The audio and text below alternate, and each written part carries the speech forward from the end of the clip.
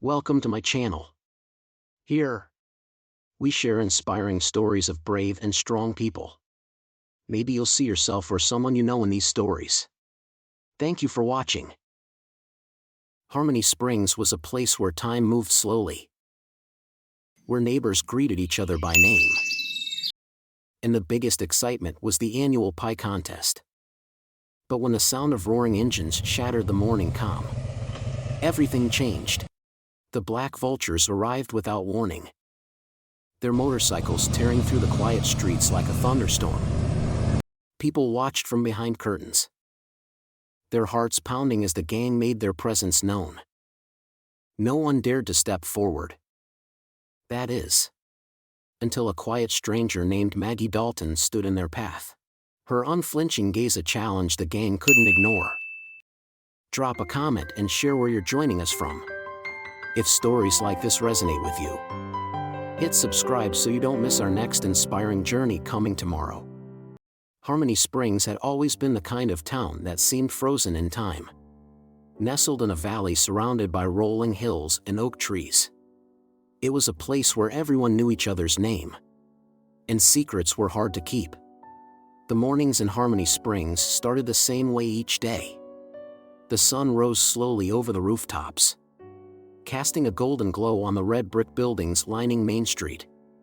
The scent of fresh coffee and sizzling bacon wafted out of Dina's diner, drawing early risers and regulars alike. Margaret Maggie Dalton, a recent addition to Harmony Springs, found comfort in the town's simple routines. For her, the rhythm of life here was a stark contrast to the chaos she had left behind. Maggie had served as a combat nurse for over a decade, surviving 3 grueling tours in Iraq. She had seen things she wouldn't wish on her worst enemy: shrapnel wounds, lives lost too young, and the weight of responsibility that came with trying to hold broken bodies together. When she returned stateside, peace felt like a distant dream. Harmony Springs had offered her a chance to find it. Maggie's days usually began with a quiet stroll down Main Street, greeting locals as she went. Today was no different. She nodded to Mr. Carson, the elderly grocer arranging produce outside his shop, and exchanged a wave with Lila, the high school teacher unlocking the doors to the community center. Maggie's destination was always the same: Sam's Gas and Go, a cornerstone of the community and the unofficial meeting spot for early risers. Sam, the gas station's owner, was a retired mechanic with a gruff exterior and a heart of gold. His shop had been in Harmony Springs for decades, serving not just as a pit stop for fuel but also as a place where neighbors could gather for a cup of coffee and some conversation. Maggie appreciated the quiet camaraderie of the place, especially on mornings like this one, when the world seemed to stand still. As Maggie approached the station, she noticed Eli, Sam's teenage assistant, wiping down the pumps. Eli was a wiry kid with a shock of brown hair that always seemed to be falling into his eyes. He grinned when he saw Maggie. "Morning, Miss Dalton. You're early today." Maggie smiled back. "Morning, Eli. Figured I'd beat the heat." She ruffled his hair as she passed, earning a good-natured groan from the boy. Inside the station, Sam was behind the counter, pouring himself a cup of coffee. He looked up as Maggie entered. "Morning, Maggie." "Usual. You know me too well, Sam," she replied, settling onto one of the stools at the counter. Sam chuckled, sliding her a steaming mug. "How's the garden coming along?"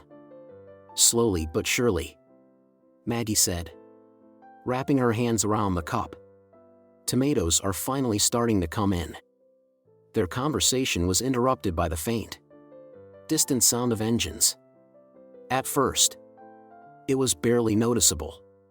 A low hum carried on the breeze, but it grew louder with each passing second, until the rumble of motorcycles filled the air. Maggie stiffened, her eyes narrowing as she turned toward the sound.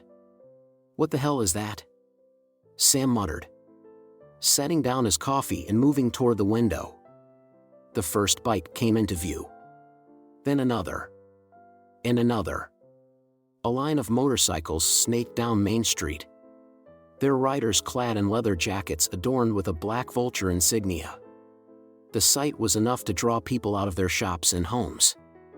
Curiosity mingled with unease. "Never seen them before," Eli said, his voice tinged with apprehension as he joined Sam at the window. "Who are they?" Maggie didn't answer. Her eyes were fixed on the riders, scanning their faces, their movements, the way they carried themselves. Years of training had honed her ability to read situations. And this one screamed trouble. The riders weren't just passing through, they were scouting. The group came to a stop in front of Dina's diner.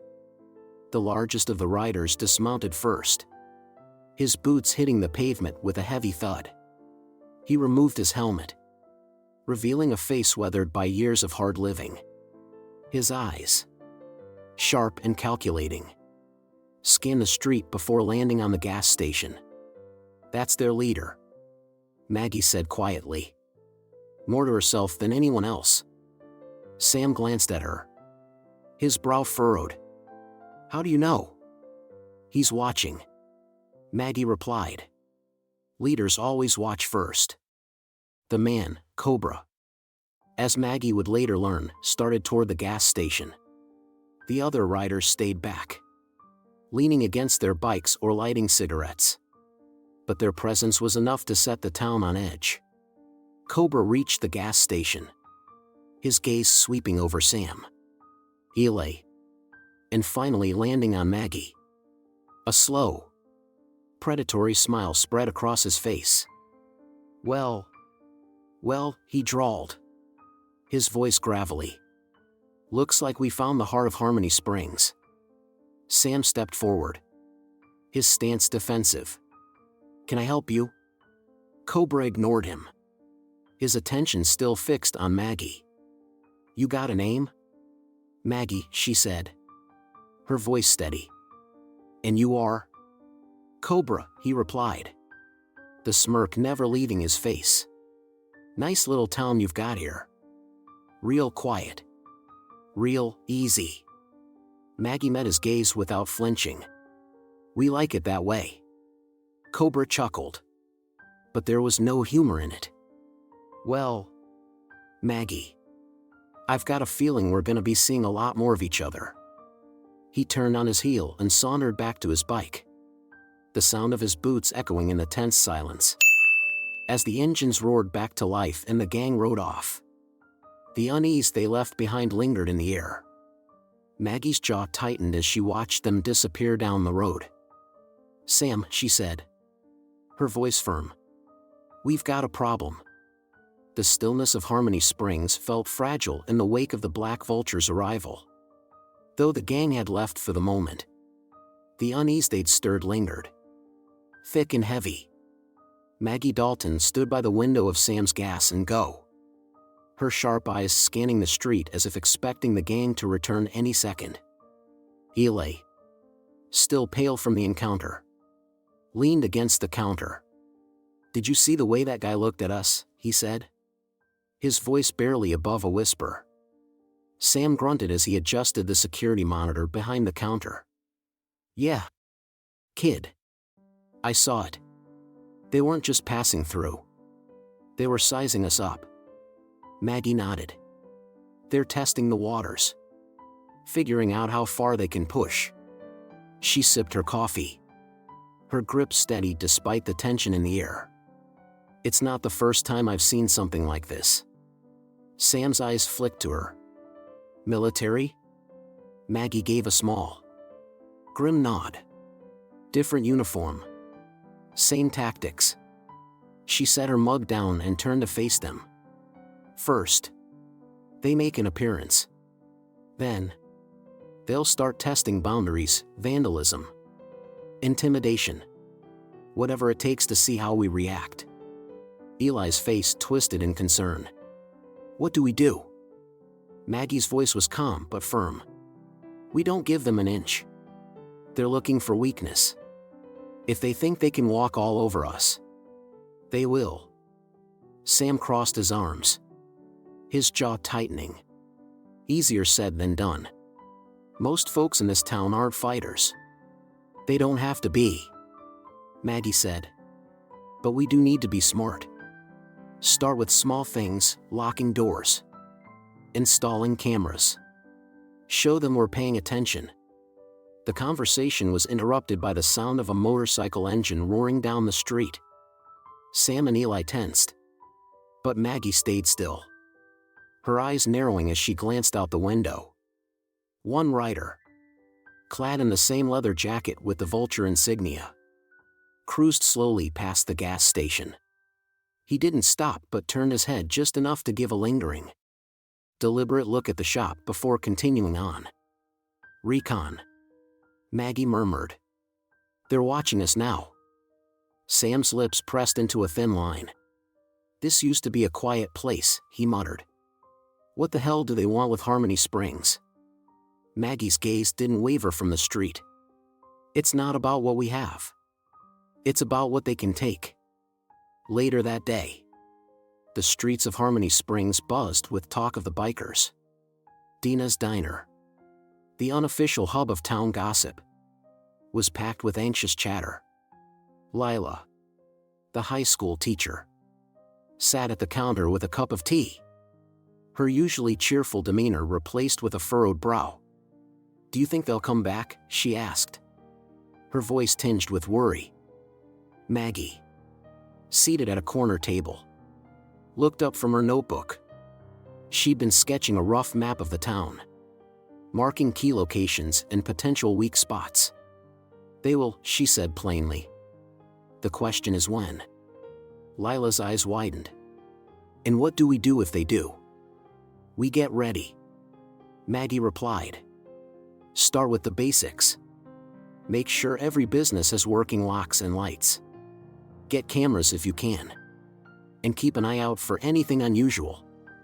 Sam, who had just walked in, nodded in agreement. She's right. We can't just sit around waiting for them to make the next move.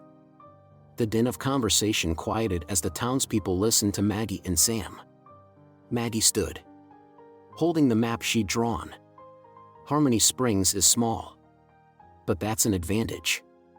We know every corner of this place, every face. If we stick together and stay alert, we can make it clear to these guys that we're not easy targets. There were murmurs of agreement, but also nervous glances exchanged. Maggie could see the fear in their eyes, the uncertainty. Look, she said, her voice softening but still firm. I know this isn't what any of us signed up for. But if we don't stand up now, it'll only get worse. Trust me on that. Her words hung in the air, heavy with unspoken truths. Lila nodded, determination replacing the worry on her face. All right, she said. What do you need from us? As the sun dipped low in the sky, painting the streets of Harmony Springs in shades of amber and rose, the town began to shift. Business owners double-checked their locks. Families brought their children indoors earlier than usual, and groups of neighbors lingered on porches, keeping watch. The quiet unease was palpable. Maggie returned to the gas station to find Sam installing a new security camera above the entrance. Figured it couldn't hurt, he said gruffly as she approached. Smart move, Maggie replied, glancing at the monitor inside the station. You catch anything on the old one? Sam shook his head. Not yet. But it's only a matter of time. Eli, sitting on a stool by the counter, chimed in. Do you really think they'll try something here first? Maggie shrugged.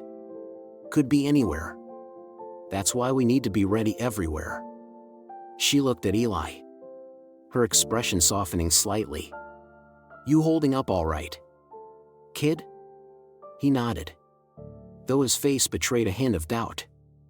Yeah. Just a little nervous, I guess. Maggie smiled faintly. That's not a bad thing. Being nervous means you're paying attention. Just don't let it freeze you. The sound of approaching engines cut their conversation short. Maggie, Sam, and Eli exchanged a glance before stepping outside. 3 bikes rolled into the lot, their riders dismounting with practiced ease. Cobra wasn't among them, but the vulture insignia on their jackets left no doubt about who they represented. One of the bikers, a burly man with a scar running down his cheek, sauntered toward Sam. "Evening," he said, his voice oozing false friendliness. "Nice little spot you've got here." Sam stepped forward, his posture stiff. "Can I help you?" The biker smirked. "Just looking around. You know, getting to know the neighborhood." His gaze flicked to Maggie, then back to Sam. "Friendly place, isn't it?" Maggie's voice cut through the tension like a blade. "Depends on the company." The biker turned to her, his smirk widening. "And who might you be?" "Someone who doesn't scare easy," Maggie replied evenly. The biker chuckled, but there was an edge to it. "Good to know." He gestured to his companions, and they mounted their bikes again. As they roared out of the lot, he called over his shoulder, "We'll be seeing you around." As the dust settled, Sam let out a low whistle. "They're testing us." "All right." Maggie's expression hardened. "Then we'd better make sure we pass." Harmony Springs was waking up to a new kind of unease. Overnight, the black vultures had left their mark. Spray-painted symbols, crude and menacing, marred the pristine walls of Dina's diner. Windows had been shattered at the corner grocery, shards of glass sparkling like cruel confetti on the pavement. Outside the school, the gang had scrawled warnings in bold black letters, "We're watching." The once predictable rhythm of the town's mornings now felt disjointed, replaced by whispered conversations and darting eyes. Sam's gas and go hadn't been spared. The pumps were untouched, but 2 of his station's tires had been slashed, and the side of the building bore a hastily painted vulture, its wings spread wide. Sam stared at it with a mixture of anger and disbelief. Eli stood nearby, clutching a broom as if it might somehow shield him from the threat. "What do we do now, Sam?" he asked, his voice trembling. Sam set his jaw and shook his head. "We clean up, kid.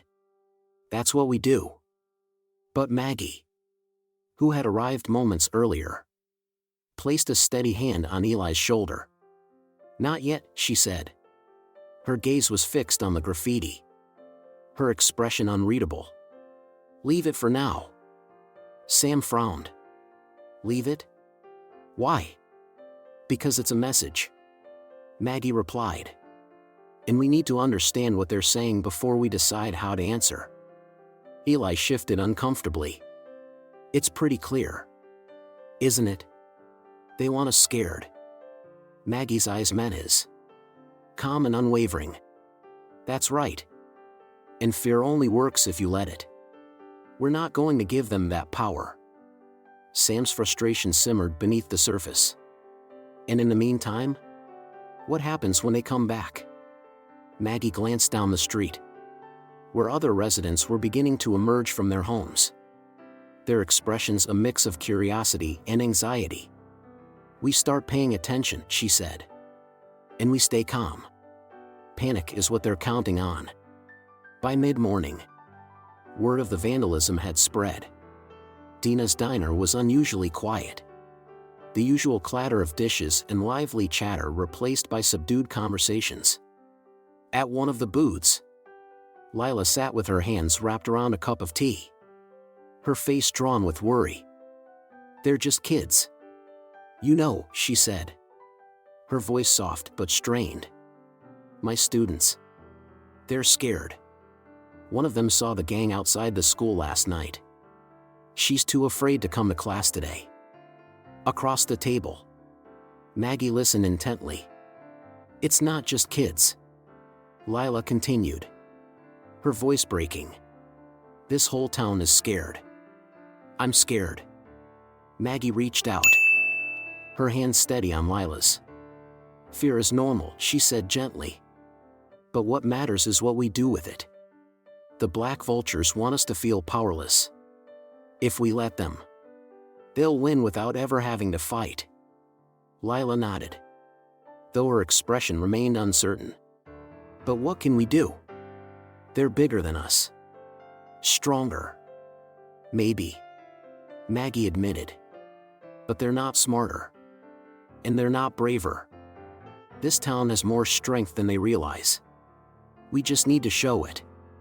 That afternoon, the black vultures made another move. A group of riders appeared on the edge of town, lingering just long enough to be noticed before disappearing again. Their presence was like a shadow stretching over Harmony Springs. Impossible to ignore.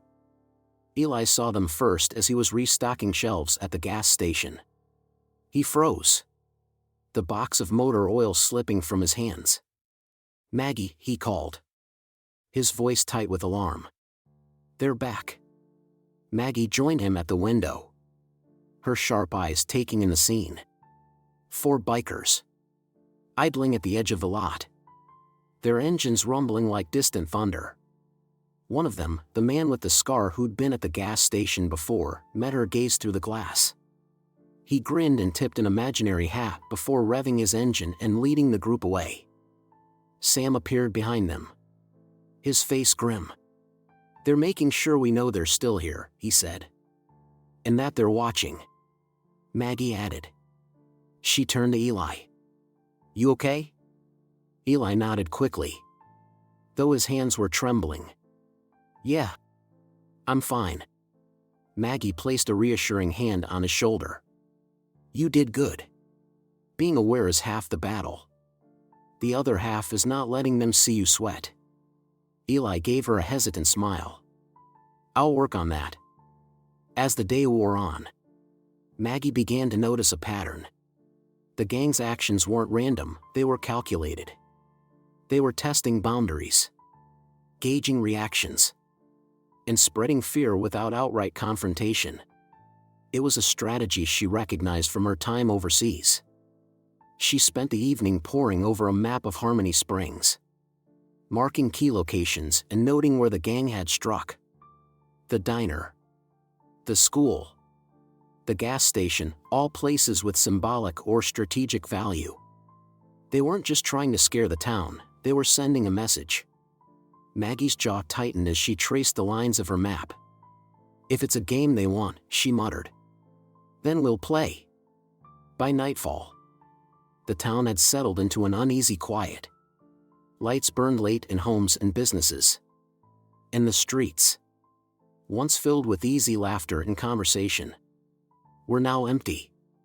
Maggie stood outside the gas station, her arms crossed as she watched the dark horizon. She didn't need to see them to know they were out there. Sam joined her, a mug of coffee in hand. Think they'll come back tonight? He asked. Maggie shook her head. Not yet. They've made their point for now. They'll wait and see how we react. Sam took a sip of his coffee, his gaze thoughtful. So what do we do? Maggie turned to him, her expression resolute. We don't react. Not the way they want us to. We watch. We plan. And we get ready. This isn't over. The morning after the Black Vulture's latest stunt, Maggie stood in the center of Sam's gas station, her gaze steady as she addressed a small group of townspeople. Sam leaned against the counter, arms crossed, his face set in a grim expression. Lila perched on a stool by the window, her fingers fidgeting with the handle of her mug. Eli sat cross-legged on the floor, not speaking but listening intently. Deputy Harris was the last to arrive, his uniform slightly wrinkled, a sure sign of a sleepless night. Maggie unfolded a hand-drawn map and placed it on the counter. This isn't just about scaring us, she began, her voice low and firm. The black vultures are playing a game of control. They're picking targets that matter to the town, places that represent who we are. Dina's diner. The school. This station. Each one is a symbol. And they're trying to break them. Piece by piece. And what are we supposed to do about it? Lila asked. Her voice shaky but edged with determination. We can't fight them. They're armed. Maggie nodded. We're not going to fight them. At least, not in the way they want us to. They're expecting chaos. People panicking. Acting out of fear. That gives them the upper hand. But if we stay organized, if we work together, we take that advantage away. Deputy Harris, who had been quiet until now, spoke up. It's going to be tough keeping folks calm. They're scared. And for good reason. These guys aren't just passing through. No, they're not. Maggie agreed. But fear is only as strong as we let it be. The first thing we do is show them that this town isn't rolling over. We start small. Locks. Lights. Cameras. Simple things that say, we see you. And we're ready. Sam tapped a finger on the counter. Already started on that. Got a new camera up outside. It's not much. But it's something. It's a good start. Maggie said. But we need more than just cameras. We need eyes everywhere. People looking out for each other. Staying alert. And we need to communicate. If something happens, everyone should know about it. Fast. Eli raised a hesitant hand. Like a network? Maggie smiled faintly. Exactly. Radios. Phones. Even word of mouth.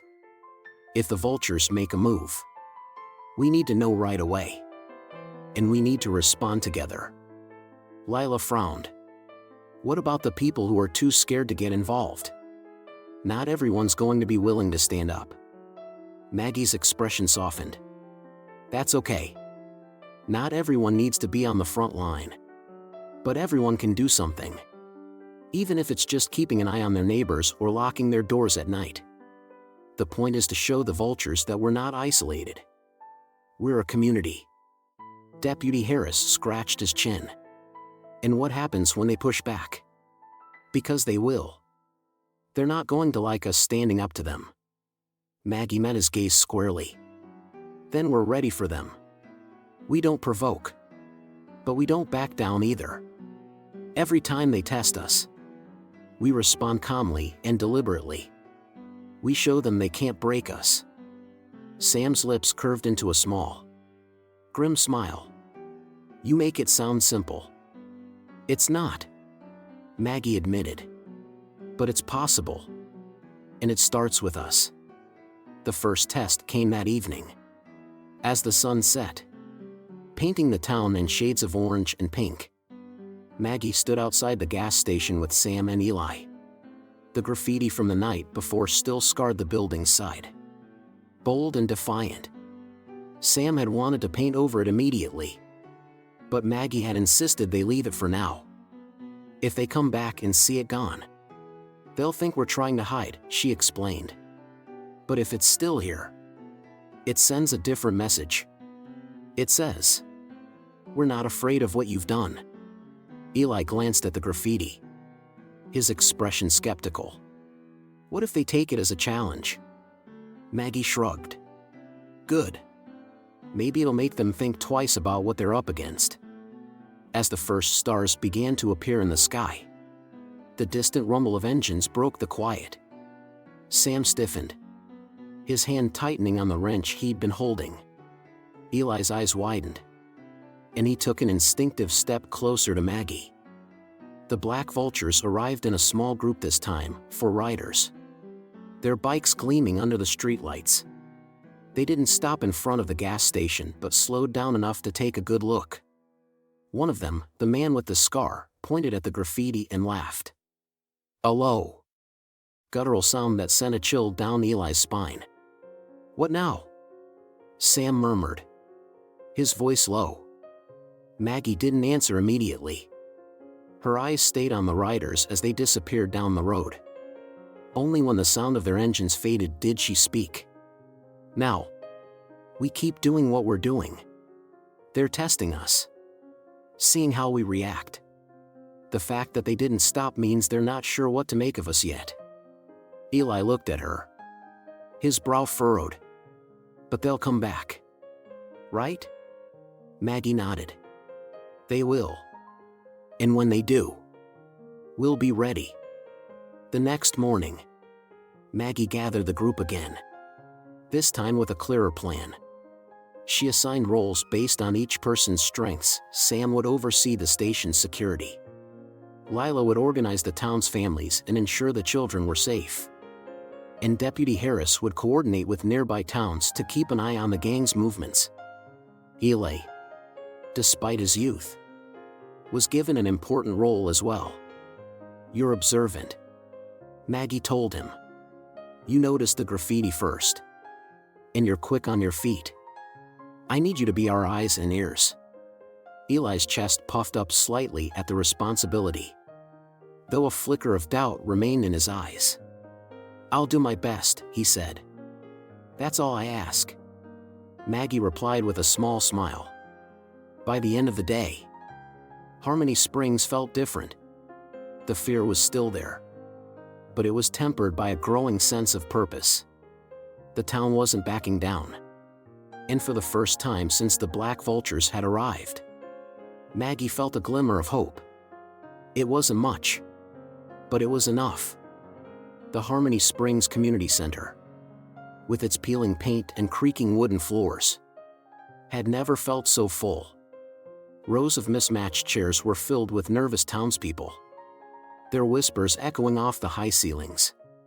The room buzzed with tension, an undercurrent of fear and frustration charging the air. Dina, owner of the diner, clutched her notepad as if it were a shield, while Mr. Carson, the grocer, sat with his arms crossed, a deep frown etched on his face. Deputy Harris stood near the front of the room, his uniform slightly wrinkled and his face haggard. He raised a hand for silence, though his voice carried the weariness of someone stretched thin. "All right, everyone, let's get started.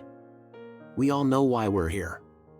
The murmurs faded, replaced by an uneasy quiet. Harris glanced around the room, his eyes landing on familiar faces. The Black Vultures aren't going away. They've made that clear. What we need now is a plan. But before we get into that, I want to hear what's on your minds. What are your concerns? Lila, the schoolteacher, raised her hand. Her voice trembled slightly as she spoke. "My students are terrified. Some of them haven't been to class since the graffiti showed up. Their parents don't want to take any chances. And honestly, I don't blame them." Dina nodded, her grip tightening on her notepad. "Same at the diner. People aren't coming in like they used to. It's not just the kids. Everyone's scared." From the back of the room, a man's voice cut through the murmurs. "And what are we supposed to do about it? Stand up to them? They'll just come back harder. We're not fighters." The speaker, Frank Miller, owned the hardware store. His words carried the weight of the fear everyone felt but hesitated to voice. The room erupted into a mix of agreement and dissent, voices overlapping as frustrations spilled over. "We can't just sit here and do nothing.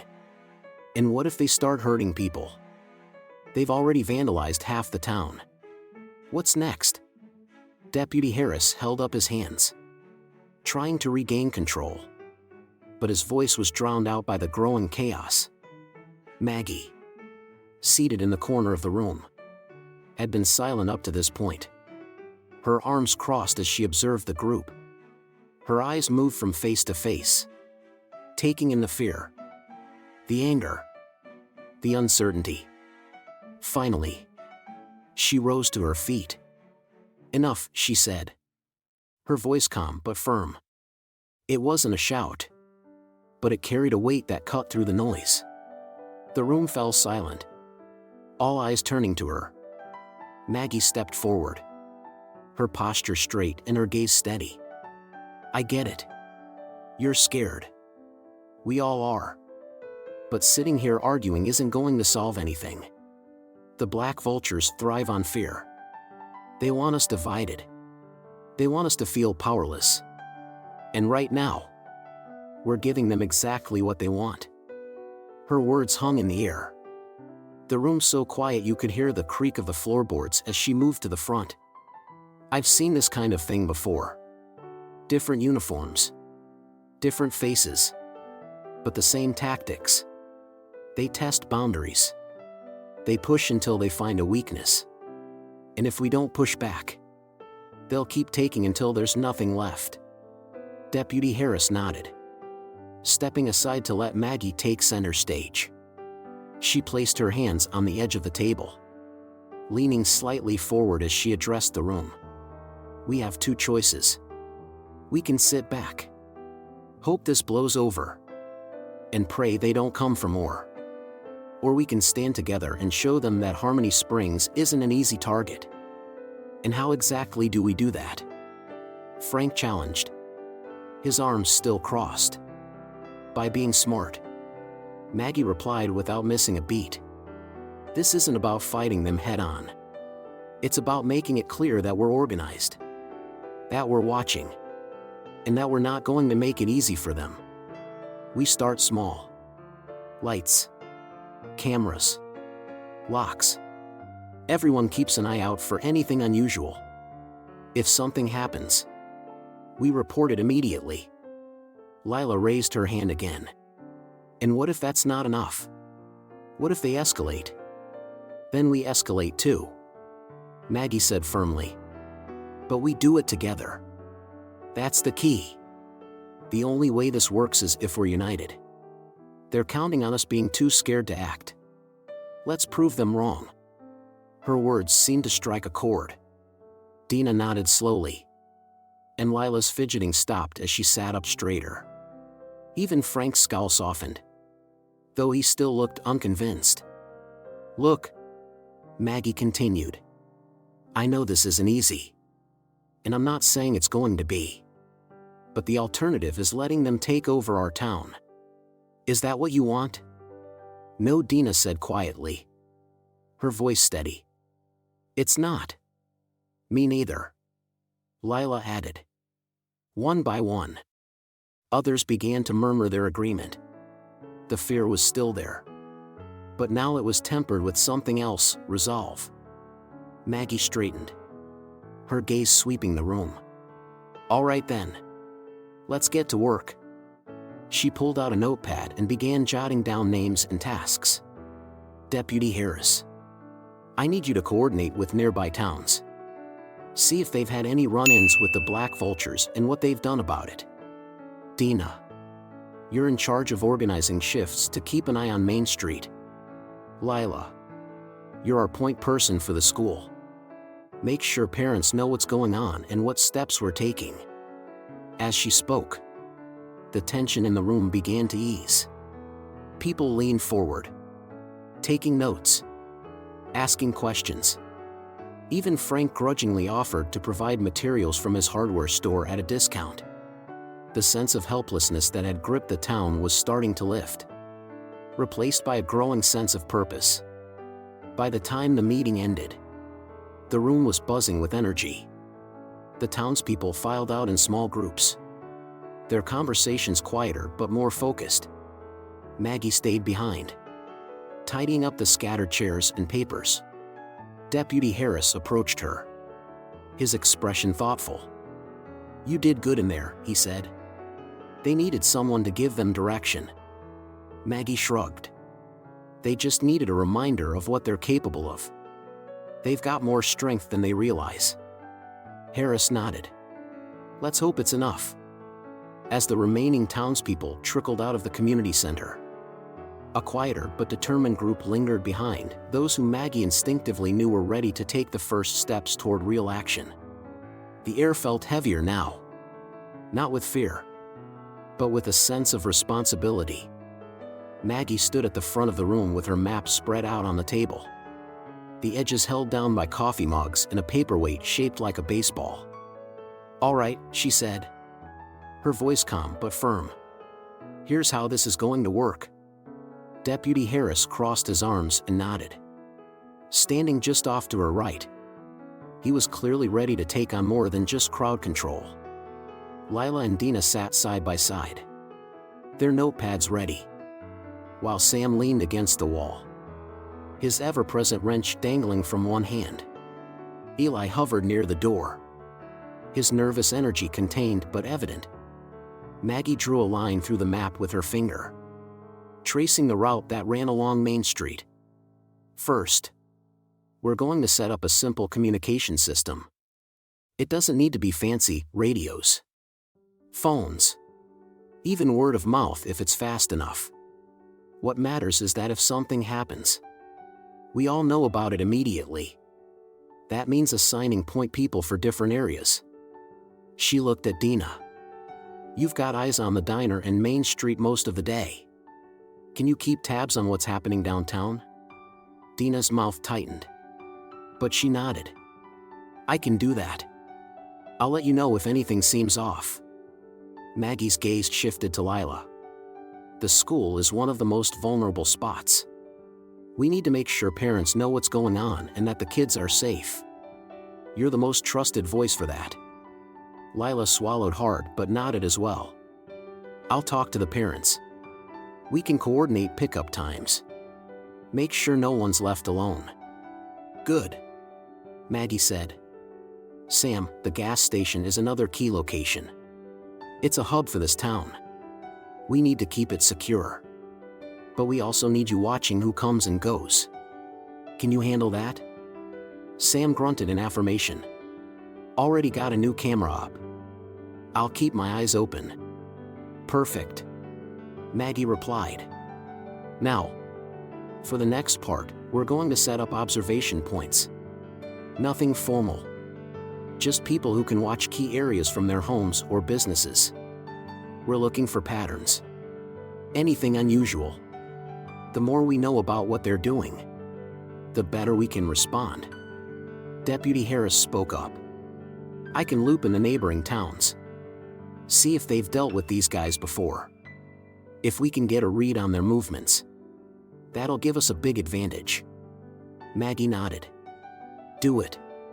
And let me know if they've got any records we can use. Knowledge is power, and we need every edge we can get." The group began scribbling notes, their earlier hesitation giving way to a shared sense of purpose. Eli, who had been silent until now, hesitated before stepping forward. "What about me?" he asked, his voice tinged with both fear and determination. "What can I do?" Maggie smiled faintly. "You've got sharp eyes. Eli, you noticed the graffiti first. And you've been watching the vultures every time they've come through. I need you to keep doing that.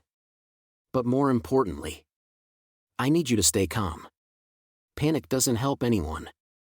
Eli straightened his shoulders, his expression serious. "I can do that."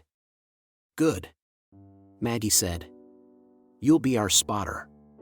If you see something, you let us know immediately. Don't try to handle it yourself." "Got it," Eli said with a nod. As the plan began to take shape, the townspeople's earlier doubts started to fade. The room buzzed with quiet conversations as people discussed their roles and responsibilities. Maggie stepped back, giving them space to process and connect. She could see the shift in their demeanor. Fear was still there, but it was tempered by resolve.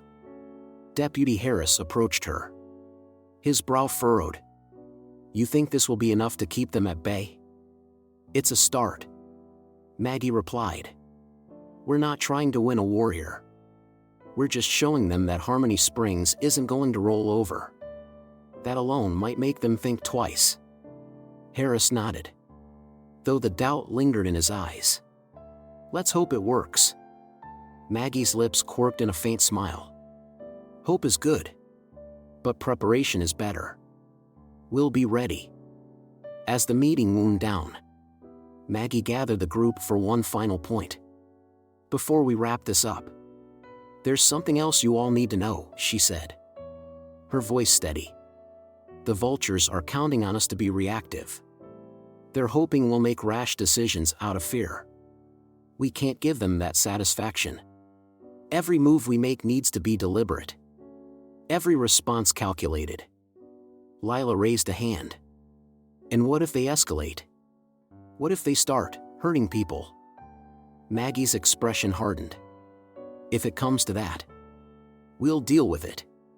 But we're not going to provoke them unnecessarily. Our goal is to make it clear that we're not worth the trouble. The more effort they have to put into breaking us, the less they'll want to stay. And if they don't back off? Sam asked. Maggie met his gaze. Then we adapt. We keep building our defenses. Keep strengthening our community. The one thing we don't do is give up. The group murmured their agreement. The earlier tension replaced by a sense of solidarity. Maggie folded up the map and tucked it under her arm. All right. That's it for tonight. You all know what to do. Let's get to work. As the townspeople filed out of the community center, Maggie stayed behind to clean up. Deputy Harris lingered, watching her with a thoughtful expression. You've got a knack for this, he said. Rallying people. Getting them to believe in something. Maggie shrugged. They're good people. They just needed a push. Now it's up to them to follow through. Harris nodded. And if they don't? Maggie's gaze was steady. Then I'll handle it myself. The calm in Harmony Springs was shattered just as the morning light crept over the rooftops. Dina's diner, usually a hub of warm conversation and clinking coffee cups, became the first target. The black vultures arrived in force, their motorcycles rumbling like thunder as they roared into town. They split into smaller groups, each targeting a different part of the town with precision. Dina had just unlocked the diner's doors when she saw 3 bikers roll up. She froze in place as one of them dismounted, a crowbar glinting in his hand. Before she could say anything, he swung it hard against the diner's front window. Glass shattered, spraying shards across the sidewalk. Dina stumbled back, her heart racing as the other 2 bikers slashed at the outdoor seating with knives, overturning tables and chairs. They laughed as if it were all a game.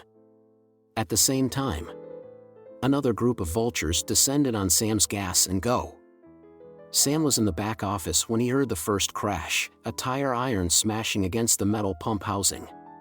He rushed out just in time to see one of the gang members kicking over a trash can while another scrawled a fresh vulture insignia across the station's side wall in black spray paint. Eli stood frozen near the counter, his face pale as he watched the chaos unfold outside. Stay inside, Sam barked at Eli, grabbing his phone to call Maggie. Across town, the grocery store was under attack as well. Mr. Carson watched in dismay as the gang's leader for this group, a burly man with a shaved head, walked calmly into the store and began knocking items off the shelves with deliberate malice. 2 others stood at the entrance, their presence alone enough to keep the customers and employees too scared to intervene. Meanwhile, Maggie was at the community center, finalizing plans with Deputy Harris for their observation network. The call from Sam came through, cutting her off mid-sentence. She pressed the phone to her ear, her expression sharpening as she listened.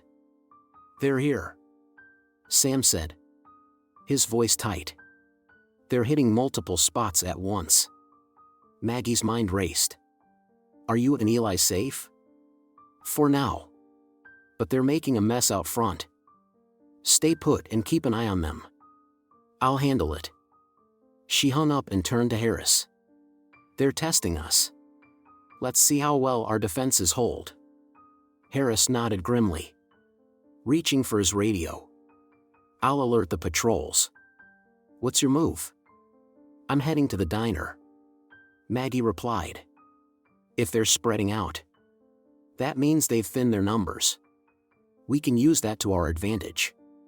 By the time Maggie arrived at Dina's, the bikers were still wreaking havoc. She pulled her truck up to the curb and stepped out, her movements deliberate. One of the bikers noticed her and laughed, gesturing to his friends. Hey, looks like we got an audience. Maggie didn't flinch. You've made your point. Now get out of here. The biker with the crowbar swaggered forward. And who's gonna make us? Maggie's eyes flicked to the crowbar, then back to his face. You don't want to find out. The man hesitated for a moment, but one of his friends stepped up, emboldened. Big talk for someone on their own. Before he could take another step, the sound of sirens cut through the air. Deputy Harris had arrived, flanked by 2 patrol cars borrowed from a neighboring town. The bikers exchanged glances, their bravado faltering as the deputies stepped out, hands resting on their holstered weapons. Leave. Now, Harris ordered, his tone leaving no room for argument. Grumbling, the bikers retreated to their motorcycles, casting glares at Maggie and the deputies. The one with the crowbar paused long enough to point it at Maggie. This ain't over. Maggie didn't respond, her steady gaze following them until they disappeared down the road. Over at the gas station, Sam and Eli watched as their group of attackers finally retreated, spooked by the sudden appearance of neighbors gathering across the street, armed with nothing more than cameras and determined expressions. The residents had come out in force, documenting every move the gang made. One of the bikers snarled and flipped them off before revving his engine and speeding away. Eli let out a shaky breath. Did we just win? Sam placed a heavy hand on the boy's shoulder. Not yet. But we didn't lose. Either. At the grocery store, the situation was more chaotic. Mr. Carson, though visibly shaking, managed to activate the new security cameras Maggie had insisted he install. The footage showed clear images of the bikers' faces as they smashed jars and ripped items off shelves. When the first patrol car pulled up outside, the gang members bolted, their leader throwing one last defiant look at the camera before disappearing out the back door. Carson slumped against the counter, his hands trembling as he pressed them to his face. Thank God, he muttered, his voice barely audible. By midday, the Black Vultures had retreated completely, leaving a trail of destruction in their wake. The town was shaken but standing. Maggie, Harris, and a handful of others gathered at the community center to assess the damage and regroup. They hit us hard, Harris said, gesturing to the map where he'd marked the targeted locations. But they didn't stick around to finish the job. That tells me they're testing us. Just like you said. Maggie nodded, her expression thoughtful. And now we've tested ourselves. We held our ground. Barely. But we held it. Dina, who had joined them after cleaning up her diner, spoke up. What happens when they come back?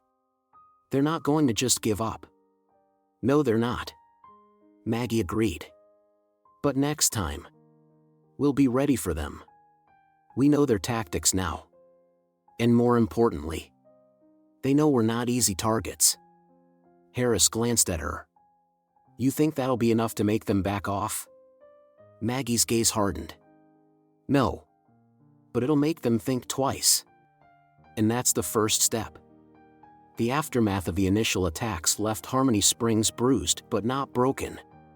As the dust settled, Maggie moved swiftly to consolidate the town's defenses.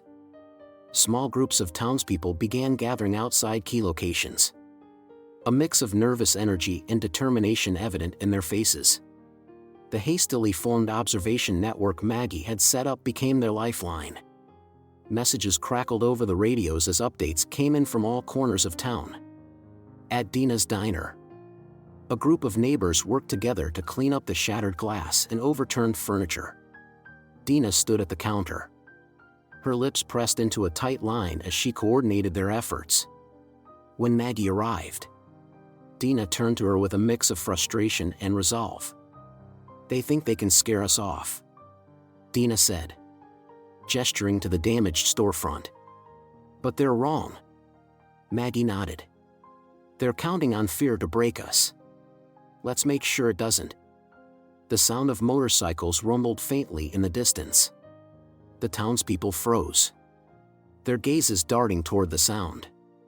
Maggie stepped forward, her calm demeanor steadying the group. "Remember the plan," she said. "Stay inside. Stay calm. Document everything." The bikes roared closer. And soon, another group of black vultures appeared, circling the diner like predators. This time, however, the townspeople were ready. From windows and doorways, cameras captured every move the gang made. Dina stood her ground inside, her phone in hand, recording their faces as they jeered and revved their engines. One of the bikers, frustrated by the lack of reaction, hurled a brick at the already shattered window. The thud echoed through the diner, but the townspeople didn't flinch. Instead, Maggie stepped into view, holding up her own phone to record him. "That's vandalism," she said, her voice steady. "We've got your face, and we'll be handing this over to the sheriff." The biker hesitated, glancing back at his companions. The presence of cameras and witnesses was clearly making them uncomfortable. After a few more moments of posturing, they revved their engines and rode off. Their bravado diminished. Across town at Sam's Gas and Go, a similar scene played out. Sam and Eli had fortified the station as best they could, using steel shutters to cover the windows and placing heavy barriers in front of the pumps. The gang's arrival was met with the whir of security cameras recording their every move. Eli, despite his earlier nerves, stood by the monitors, his hands steady as he tracked the gang's movements. "They're circling the pumps," he reported to Sam. "But they're not doing anything yet." Sam grunted, his eyes fixed on the bikers outside. "They're testing us. Let's make sure they see we're ready." When one of the bikers tried to spray paint another vulture on the station's wall, Sam stepped out with a handheld spotlight, shining it directly at the vandal. The sudden glare startled him, and he stumbled back, cursing. The other bikers laughed, but their actions became more cautious. "That's right," Sam muttered under his breath. "We're watching you, too." The gang lingered for a few more minutes before retreating, leaving behind only minor damage. Eli exhaled a long breath. "I can't believe that worked." "They're not invincible," Sam replied. "They just want us to think they are." Meanwhile, at the grocery store, Mr. Carson was coordinating with two of his employees to secure the entrances. The gang had already caused enough damage earlier, and Carson wasn't about to let them finish the job. He glanced at the monitor displaying footage from the newly installed cameras, his heart pounding as another group of bikers pulled up outside. This time, the bikers' confidence wavered as they noticed the cameras. One of them pointed at the lens, shouting something unintelligible, but none of them made a move to enter the store. Carson's employees stood behind the counter, phones in hand, ready to call for help if needed. After a tense standoff, the bikers left without incident. Carson's shoulders sagged with relief. "It's working," he murmured. "They're starting to think twice." By the end of the day, the Black Vulture's coordinated attacks had faltered. The gang's initial momentum had been met with resistance at every turn, and their confidence was beginning to crack. Maggie gathered the key players at the community center to assess the situation. Deputy Harris spread out a map of the town on the table, marking each location that had been targeted. "They hit us hard," he said. "But we held our ground. Barely. They weren't expecting us to push back," Maggie said. "And now they know we're not as easy to intimidate as they thought." Lila spoke up, her voice filled with cautious optimism. "Do you think this will make them back off?" "No," Maggie replied. "Not yet. But it's a start. They came here looking for an easy target. If we keep showing them that's not what we are, they'll start questioning whether this is worth their time." Sam crossed his arms. "And if they decide it is?" Maggie's gaze hardened. "Then we'll be ready for them. Today was a test, and we passed. Now we need to keep building on what we've started." At the edge of town, Cobra watched the retreating bikes from his vantage point on a hill. His jaw tightened as he took in the sight of his gang returning with nothing to show for their efforts. The reports from his lieutenants painted a picture he didn't like, a town that was far more organized and resilient than he'd anticipated. "They're tougher than they look," one of his men said, breaking the silence. "That woman, Maggie. She's the one holding them together. Without her—" Cobra raised a hand, cutting him off. "Without her, there's still a problem," he said coldly. "But you're right about one thing. She's the key. If we want to break this town, we start with her." He turned back to the town below, a slow, predatory smile spreading across his face. "Let's see how they handle the next round." If you enjoyed this story, please subscribe to our channel. It means so much to us. Now, let's get back to the story. The first rays of morning light brought a fragile sense of normalcy to Harmony Springs.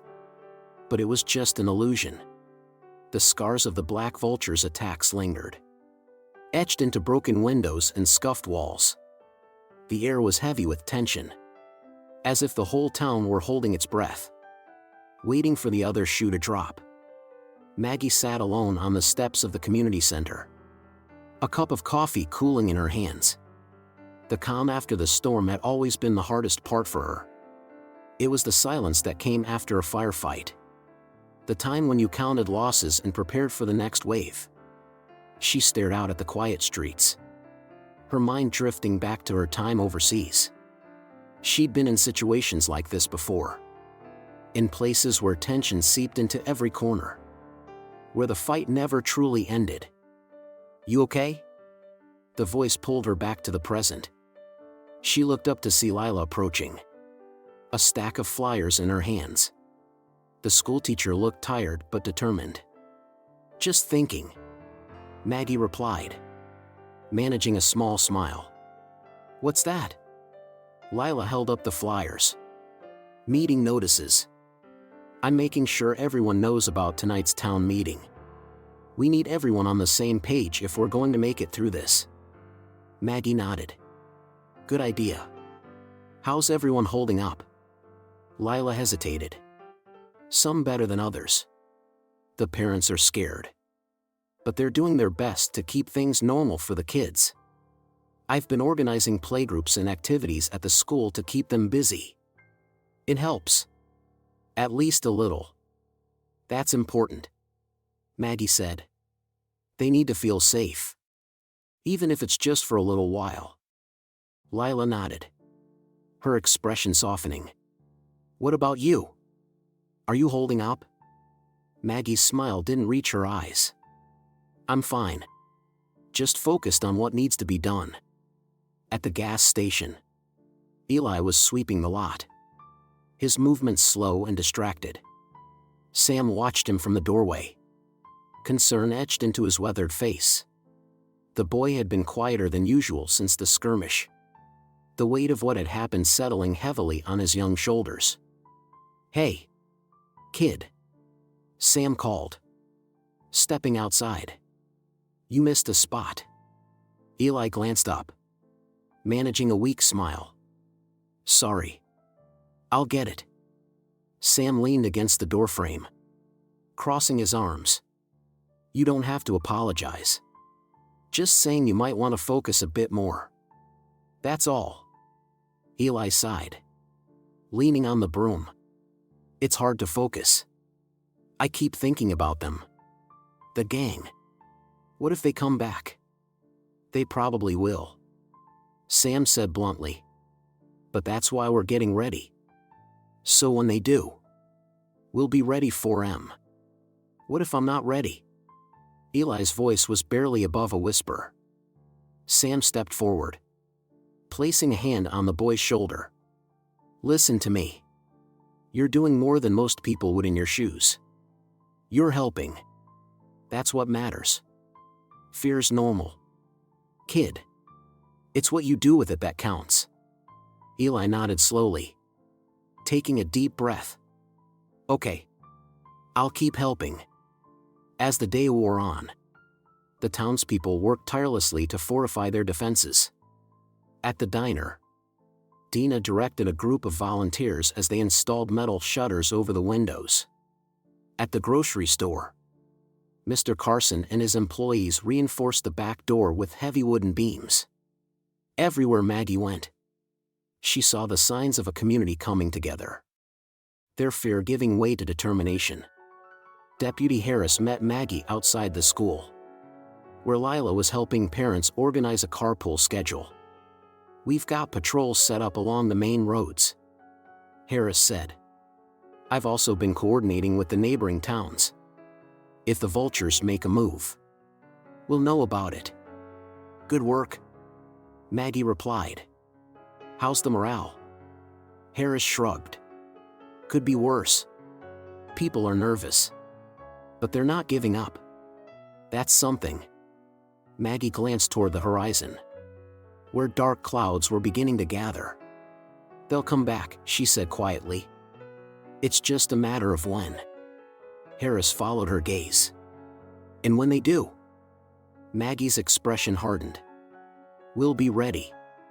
That evening, the town meeting was packed. The community center buzzed with quiet conversation as people filled every available seat. Maggie stood at the front, her calm demeanor masking the weight of responsibility she felt. She glanced at Lila, who was handing out copies of the updated defense plan, and at Sam, who stood near the back with Eli. When the room quieted, Maggie stepped forward. First of all, I want to thank you all for everything you've done. This town has been through a lot, but we're still standing. That says a lot about who we are. She paused, letting her words sink in. But we can't let our guard down. The black vultures aren't finished with us. They'll be back. And when they come, we need to be ready.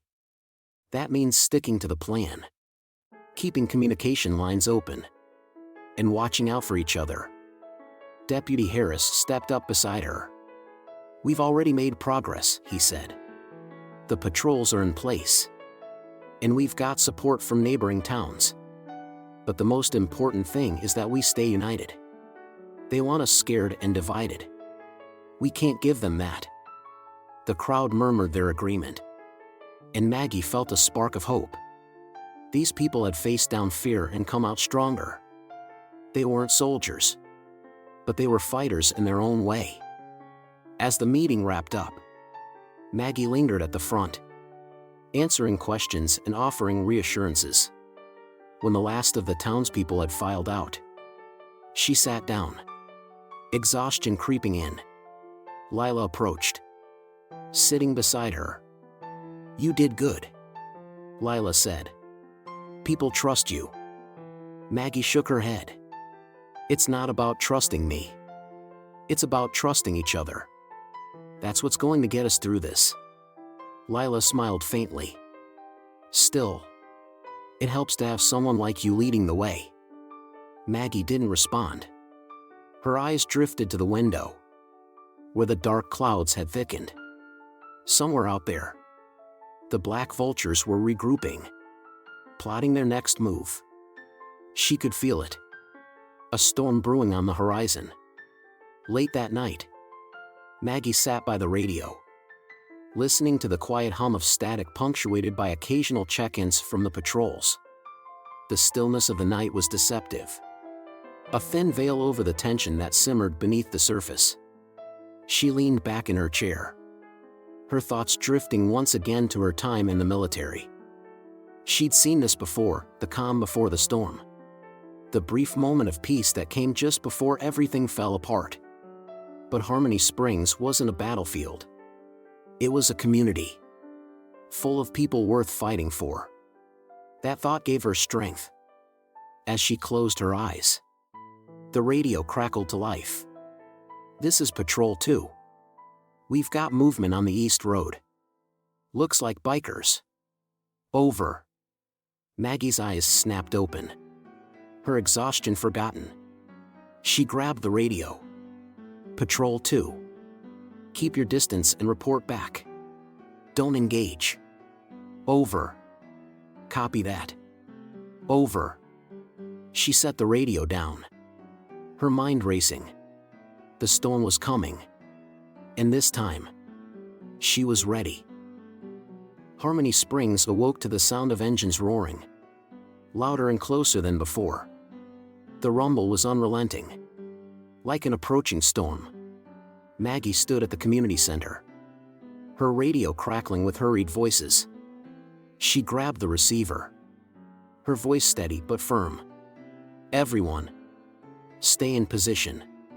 Stick to the plan. We knew this was coming." Deputy Harris's voice came through the line, clipped and urgent. "They've split into 3 groups. One headed for the diner, another toward the gas station. And the last one," he paused, the static heavy. "They're heading for the school." Maggie's stomach tightened. The school was where the children were gathered with their families, under Lila's watchful eye. She gripped the radio harder. "Harris, keep an eye on the school. I'll handle the diner and coordinate from there." "Got it," Harris replied, the tension clear in his voice. At Dina's diner, the bikers arrived with a show of force. 4 motorcycles screeched to a halt in front of the building. Their riders dismounted, each one wearing the Black Vulture's signature leather jackets. One of them swung a chain lazily, smirking as he approached the door. Inside, Dina's hands trembled as she locked the entrance, her heart pounding. "They're here," Dina whispered into her radio. "4 of them. They're trying to scare us. Stay calm." "Dina." Maggie's voice came through. "Do you have the shutters down?" Dina glanced at the windows, now covered with the heavy steel shutters they had installed weeks ago. "Yeah. They're down. They can't get in." "Good. Just keep documenting. They'll leave when they realize they can't do any real damage." Outside, one of the bikers slammed his chain against the shutters, the loud clanging echoing down the street. "Hey, lady," he called. "How about you let us in? We just want to talk." Dina didn't move, her hands clutching her phone as she recorded every second. The biker scowled and swung the chain again. But when no response came, he turned to his companions. "They're hiding," he sneered. "Cowards." Another biker kicked over a trash can, spilling its contents across the sidewalk. The group lingered for a few more minutes before revving their engines and moving on, frustrated by their inability to break through. At Sam's Gas and Go, the scene was far more chaotic. The bikers had come prepared, armed with crowbars and spray paint. They spread out quickly, one of them prying open the steel shutter covering the office window while another painted a crude vulture symbol on the side of the building. Inside, Eli sat hunched over the security monitors, his hands shaking as he watched the gang's movements. "Sam," he whispered, his voice trembling. "They're trying to get in." Sam stood near the door, his shotgun resting in the crook of his arm. "They're not getting past that shutter," he said. His tone calm but firm. "You just keep watching. Let me know if anything changes." One of the bikers spotted the camera mounted above the entrance and grinned. He picked up a rock and hurled it, shattering the lens. Eli flinched, his breath hitching. "They broke the camera." "Doesn't matter," Sam said. "We've got backups. Just stay focused." The gang continued their assault, but the reinforced barriers held. After several failed attempts to breach the gas station, the bikers began to lose interest. One of them kicked the door in frustration before signaling the others to leave. Sam watched them go, his grip on the shotgun relaxing slightly. "You did good, kid," he said, turning to Eli. "You kept your cool." Eli managed a shaky smile.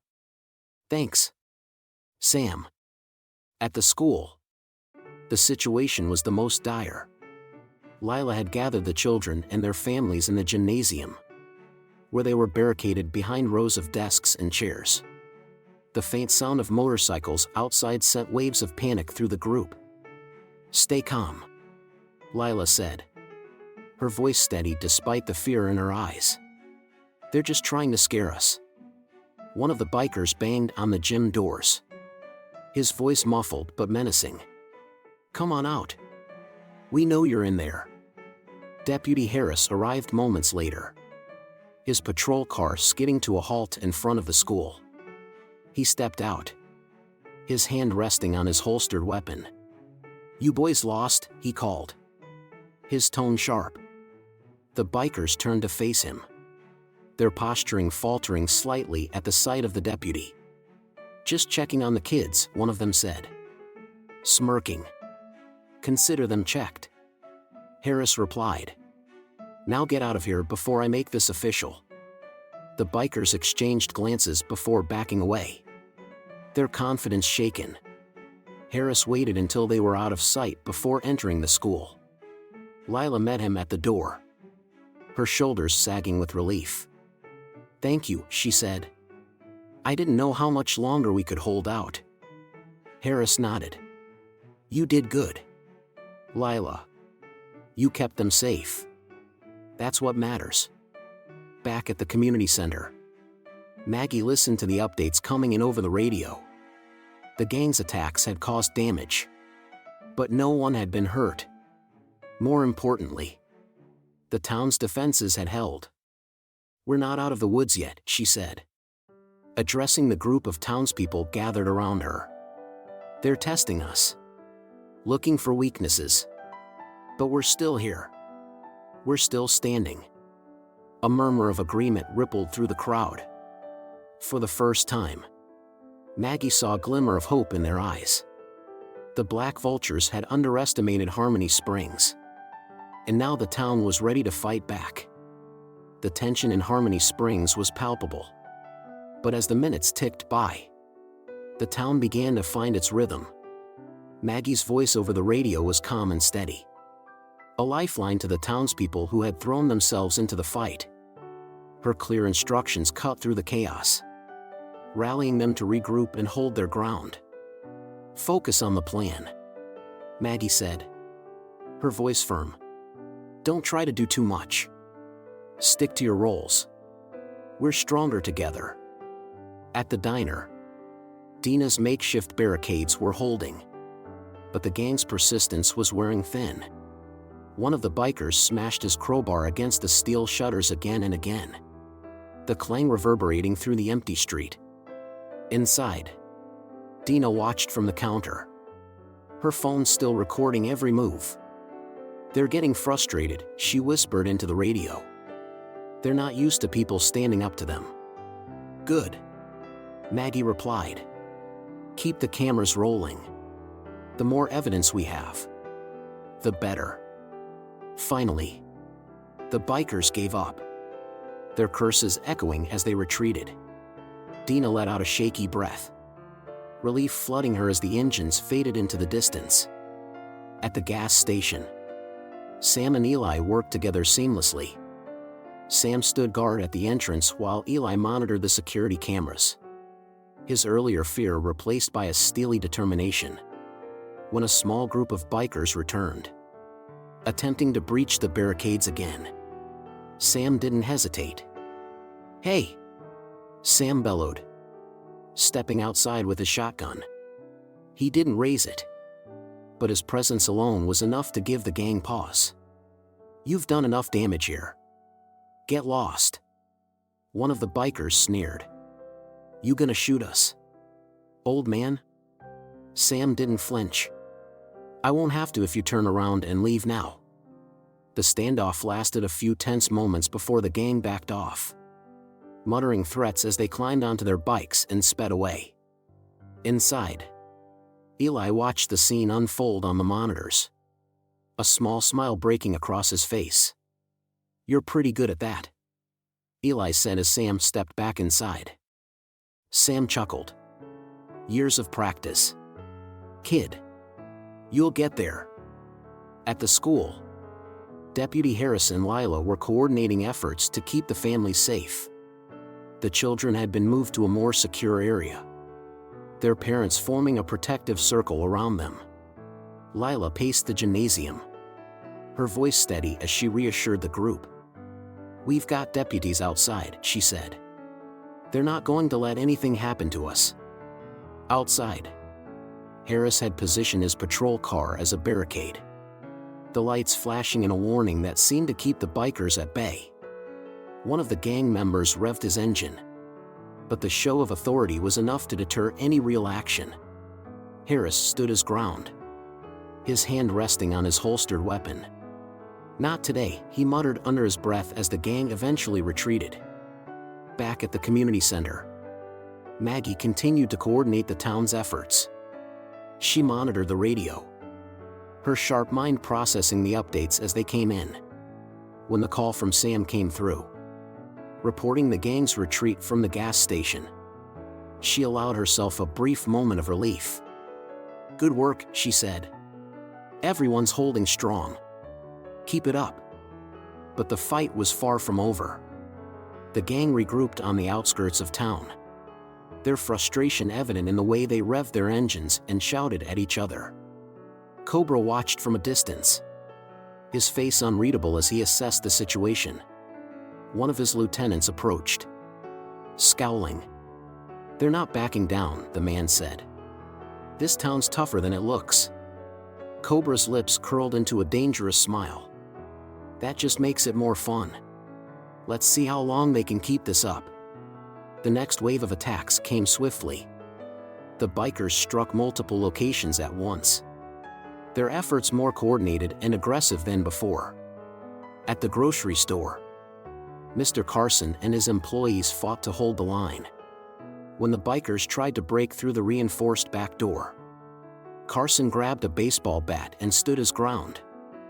"Not today," he muttered, gripping the bat tightly. His employees rallied behind him, their determination matching his own. At the diner, Dina and her team used makeshift tools to strengthen their defenses. When the gang attempted to break through a side entrance, one of the volunteers set off an air horn, the sudden noise startling the attackers and forcing them to retreat once again. Throughout it all, Maggie remained a steady presence. She moved from location to location, offering support and encouragement wherever it was needed. When she arrived at the school, she found Lila helping a frightened child, her voice calm and soothing. "You're doing great," Maggie said, placing a hand on Lila's shoulder. "Keep it up." Lila nodded, her resolve firm. "We're not letting them win." As night fell, the tide began to turn.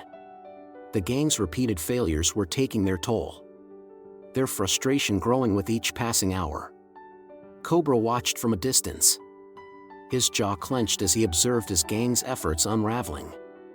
He knew they were losing control of the situation, but he wasn't ready to admit defeat. At the community center, Maggie received word that the gang was regrouping near the old mill on the edge of town. She grabbed her radio and issued new instructions. "Everyone, hold your positions. We've got them on the ropes. Stay vigilant." The townspeople responded with a unified sense of determination. Harmony Springs had been tested, but its spirit remained unbroken. And as the night wore on, the Black Vultures began to realize that they had underestimated the strength of the community they had tried to conquer. The sounds of the Black Vultures' motorcycles were beginning to fade, replaced by the steady hum of voices over the radios and the quiet rustle of townspeople moving cautiously from their defensive positions. Harmony Springs was battered but standing. Maggie's voice, steady and clear, broke through the noise as she coordinated the final stages of the town's defense. "Everyone, check in," she said, pacing the community center with the radio in hand. "Let's make sure everyone's accounted for." One by one, the reports came in. Dina's diner had held its ground, and the barricades at the gas station remained intact. The school was safe, thanks to Deputy Harris and the group of parents who had stood firm alongside Lila. The grocery store, though damaged, had managed to repel the bikers with no injuries reported. As the updates continued, Maggie allowed herself a rare moment of relief. But it was short-lived.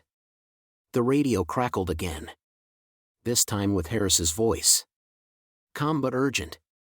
"Maggie, we've got movement near the mill. Looks like Cobra and a few of his men are still hanging around." "What's the call?" Maggie's jaw tightened. "Hold your position and keep an eye on them. Don't engage unless they make the first move. I'll be there shortly." When Maggie arrived at the old mill, the tension in the air was palpable. Harris stood by his patrol car, binoculars in hand, while two other deputies kept watch from nearby cover. Across the clearing, Cobra and his remaining gang members were gathered, their bikes idling as they debated their next move. Cobra's frustration was evident in the way he paced, his hands clenched into fists. Maggie approached Harris, her eyes never leaving the bikers. "What's the situation?" "They've been arguing for the past 10 minutes. Harris replied. "Looks like some of them want to cut their losses and leave. But Cobra's not ready to give up." Maggie studied the scene, her mind racing. The town had won the battle, but if Cobra refused to back down, the threat would remain. She needed to end this, and she needed to do it now. "Stay here," she told Harris. "I'm going to talk to him." Harris's eyes widened. "Are you sure that's a good idea?" "No," Maggie admitted. "But it's the only one I've got." Before Harris could protest, Maggie stepped into the clearing, her hands raised to show she wasn't armed.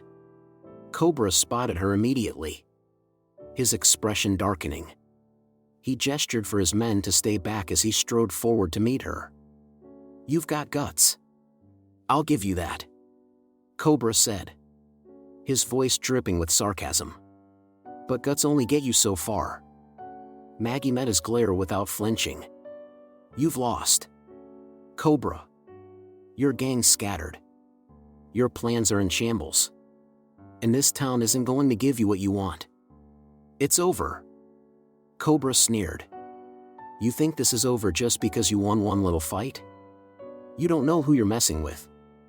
"I know exactly who I'm messing with," Maggie shot back. "You're a bully who thought he could take the easy way out. But you picked the wrong town. Harmony Springs isn't some nameless pit stop you can roll over. We stand together, and we don't back down." Cobra's eyes narrowed, his fists tightening. For a moment, Maggie thought he might lash out. But then he stepped back, a bitter laugh escaping his lips. "You've got a big mouth," he said. "But this isn't over. You can't watch your backs forever." Maggie held her ground. "Neither can you. The cameras, the witnesses, everything you did tonight is on record. You think other towns are going to welcome you after this? You're finished." Cobra. For a moment, the two of them stood in silence, the weight of Maggie's words hanging heavy in the air. Finally, Cobra turned to his men and jerked his head toward the road. "We're done here," he said, his voice cold. "Let's go." The gang climbed onto their bikes, their engines roaring to life. As they rode away, Cobra glanced back at Maggie, his expression promising that this wasn't the end. But Maggie didn't flinch. She stood tall, watching until the last motorcycle disappeared into the night. The aftermath of the battle was bittersweet. The townspeople gathered at the community center, their faces a mix of relief and exhaustion. Maggie stood before them, her own fatigue hidden behind a mask of resolve. "We did it," she said, her voice carrying over the quiet murmurs. "We stood together, and we protected our town. This wasn't easy, and it came at a cost. But tonight, we showed that Harmony Springs is stronger than fear." The room erupted into applause, the sound echoing off the walls. For the first time in weeks, the tension that had gripped the town began to lift. As the crowd dispersed, Maggie found herself sitting on the steps outside the community center, the cool night air a welcome relief. Eli approached, his hands shoved into his pockets. "You were amazing out there," he said, his voice filled with admiration. "I don't think we could have done it without you." Maggie smiled, her gaze fixed on the horizon. "You're giving me too much credit. This was a team effort. Everyone stepped up when it mattered most, including you." Eli's cheeks flushed, but he smiled back. "Thanks, Maggie, for everything." Later that night, as the town settled into an uneasy quiet, Maggie stood by the radio, listening to the faint hum of static. The battle had been won, but the war wasn't over. She knew Cobra would be back, or someone like him. But for now, Harmony Springs was safe. "We'll be ready," she murmured to herself, her resolve as strong as ever. Outside, the stars shone brightly over the town, a symbol of hope in the wake of darkness.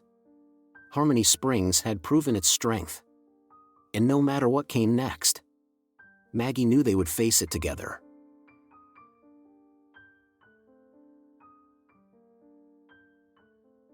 The sun rose over Harmony Springs with a golden warmth that felt different from any other dawn in recent memory.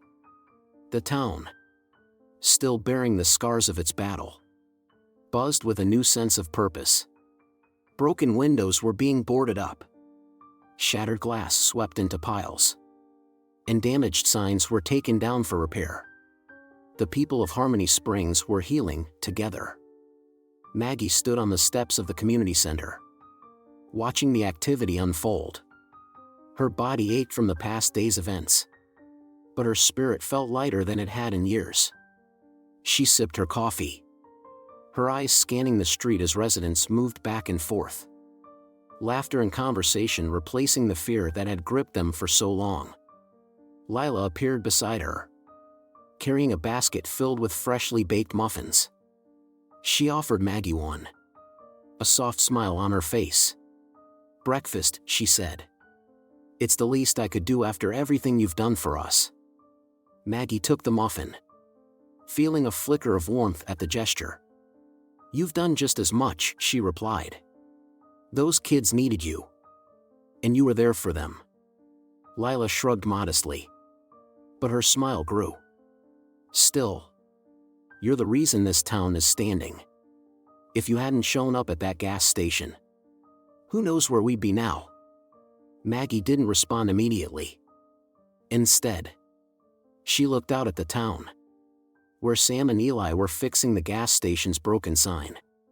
Dina was sweeping the sidewalk outside her diner, chatting with Mr. Carson as he unloaded supplies from his truck.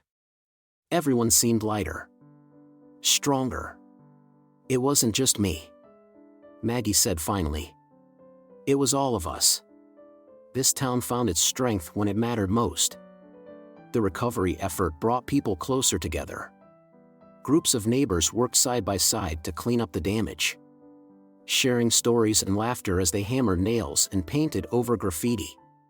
Even those who had been hesitant to act during the conflict found ways to contribute, their guilt replaced by a determination to make amends. Eli, who had once been timid and unsure, had become a confident presence among the townspeople.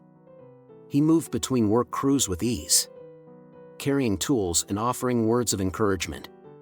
Sam watched him with quiet pride, nodding in approval as the boy helped secure a new shutter on the gas station window. "You've come a long way, kid," Sam said, clapping Eli on the shoulder. "Not bad for someone who used to jump at his own shadow." Eli grinned. "Guess I had a good teacher." Sam chuckled. "Don't let it go to your head." At the school, Lila organized a small celebration for the children and their families. Balloons and streamers decorated the gymnasium, and the smell of homemade cookies filled the air. The children, once scared and withdrawn, ran and laughed as they played games and enjoyed the sense of normalcy. Maggie stopped by briefly.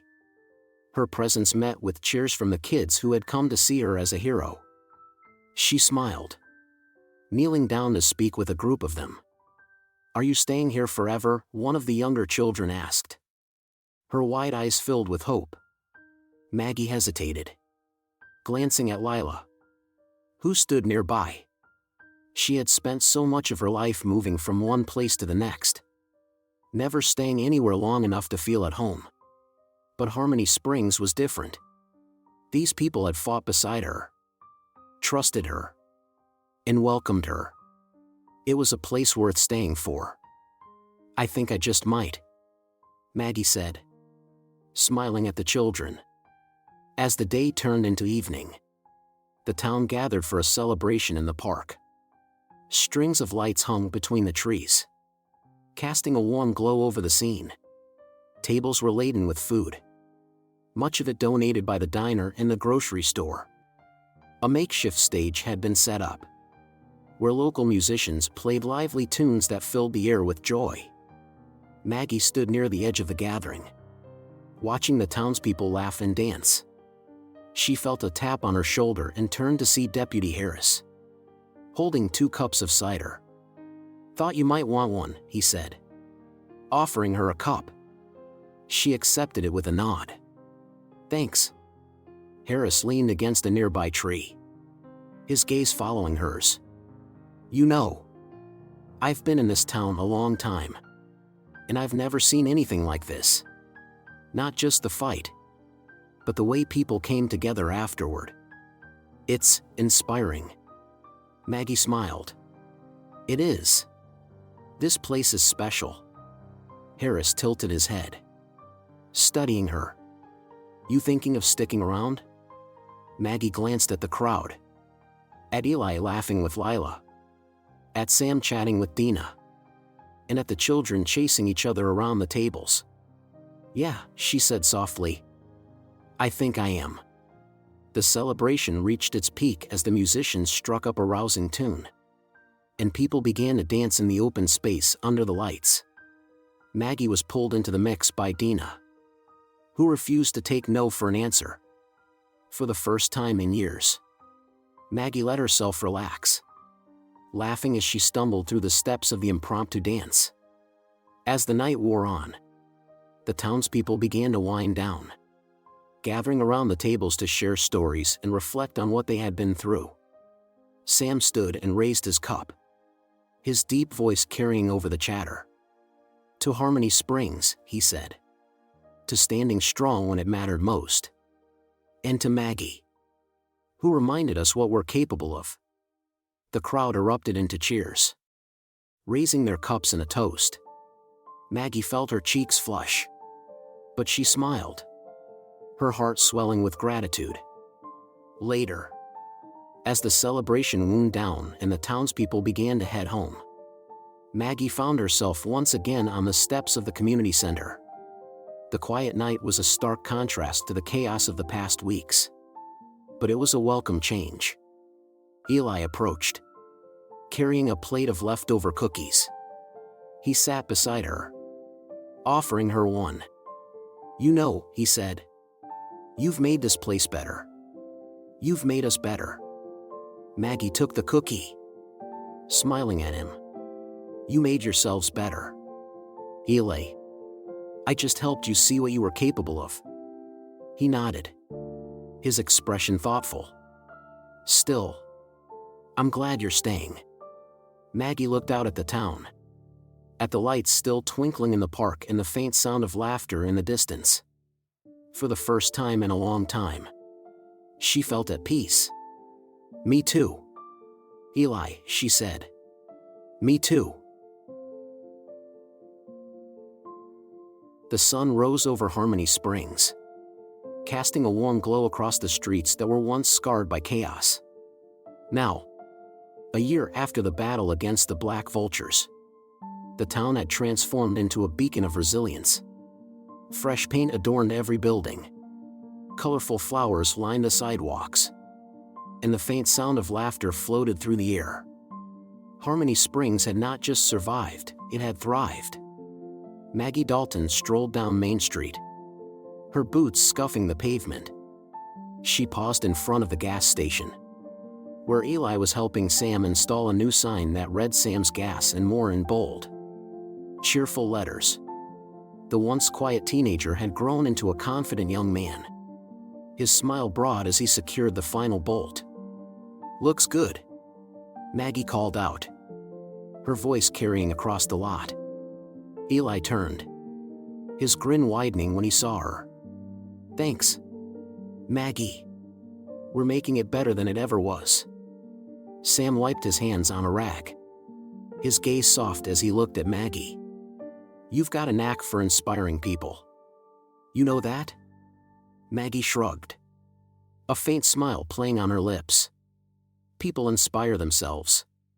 Sometimes they just need a reminder of what they're capable of. The diner was bustling as Maggie stepped inside, the smell of coffee and freshly baked pies filling the air.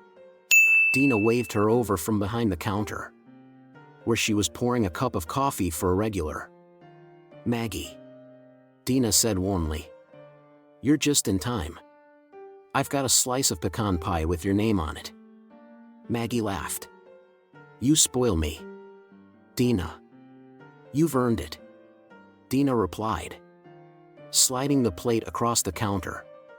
"After everything you did for this town, it's the least I can do." As Maggie took a seat, she noticed the wall near the entrance had been turned into a community board. Photos of smiling families, handwritten thank you notes, and snapshots of the town's recovery adorned the space.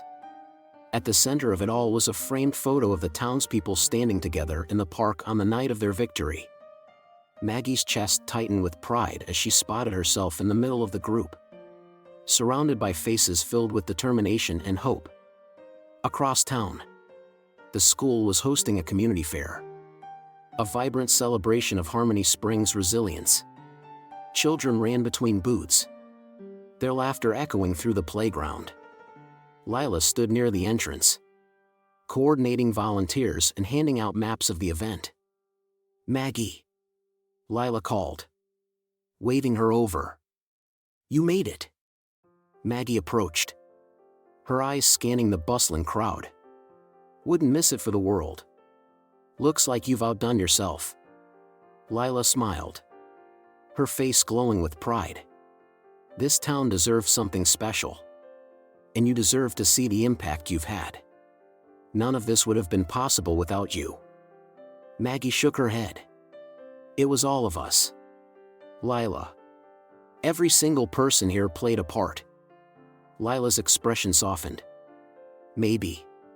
But you showed us how to believe in ourselves again.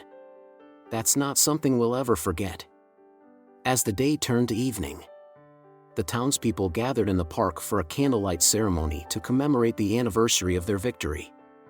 Strings of lights twinkled in the trees, and a sense of unity filled the air. Maggie stood near the back of the crowd, her hands tucked into her pockets as she listened to the speakers. Deputy Harris was the first to address the crowd, his voice steady and filled with gratitude. A year ago, we faced a challenge that could have broken us. But instead, we came together. And we proved that Harmony Springs is more than just a name. It's who we are.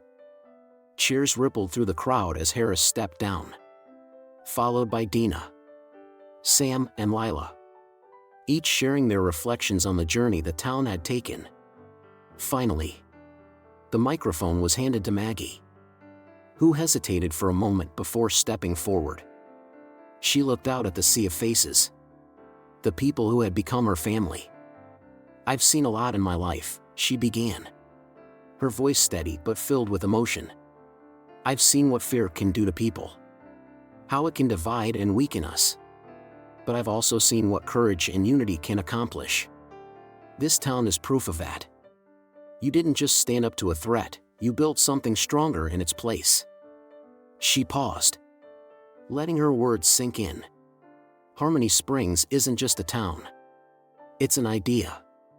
It's the belief that when we stand together, there's nothing we can't overcome. And that's a legacy worth fighting for. The crowd erupted into applause, the sound reverberating through the park. Maggie stepped back, her heart full as she watched the people of Harmony Springs celebrate not just their survival, but their strength. As the night wore on and the crowd began to disperse, Maggie found herself once again sitting on the steps of the community center. The quiet hum of crickets filled the air, and the distant glow of the park lights cast a warm hue over the town. Eli approached, holding 2 mugs of cocoa.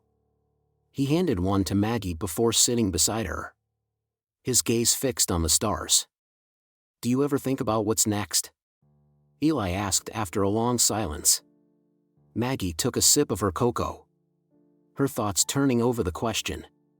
"Not as much as I used to," she admitted. "For the first time in a long time. I'm not looking for the next thing. I'm just here. And that's enough." Eli nodded, a small smile playing on his lips. "We're lucky to have you, Maggie." She glanced at him, her smile mirroring his. "No, Eli. I'm lucky to have all of you." As the night deepened, Maggie sat quietly, the weight of the past year settling into something softer, something she could carry with pride. Harmony Springs had become her home, not because of the buildings or the streets, but because of the people. They had faced fear and uncertainty and come out stronger, together. And for the first time in years, Maggie felt like she belonged. The scars of the past remain, but so does the strength it forged. Maggie stayed, and Harmony Springs grew stronger. How do you think communities like this can inspire change? Let us know in the comments. Thanks for watching, and we'll see you in the next video.